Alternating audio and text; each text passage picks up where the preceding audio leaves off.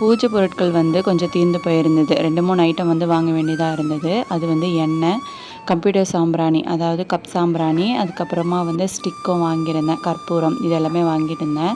நான் எண்ணெய் பார்த்தீங்க அப்படின்னா 1 லிட்டர் இந்த மாதிரி தான் வாங்கிக்குவேன். நான் வந்து எப்போவுமே அந்த கப் சாம்பிராணி வந்து 12 பீசஸ் வாங்க மாட்டேன். 24 பீஸ் வந்து ஒரு கவரில் வரும். அந்த மாதிரி தான் நான் வந்து வாங்கியிருப்பேன். அது வந்து கொஞ்சம் தூரமாக போகணும். அதனால் பக்கத்துலேயே வந்து இதை வாங்கிடலாம் அப்படின்னு சொல்லிட்டு இந்த தடவை இதை ட்ரை பண்ணியிருக்கேன்.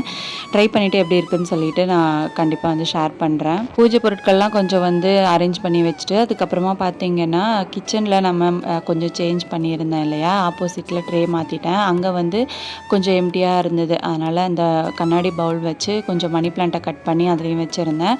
அதுக்கப்புறமா அன்னபூர்ணி சிலையை ஷிஃப்ட் பண்ணி ஃபஸ்ட் டைம் வந்து விளக்கேற்றுற ரொம்ப அழகாக இருந்துச்சு.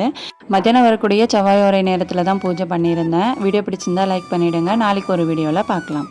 தேங்க்யூ.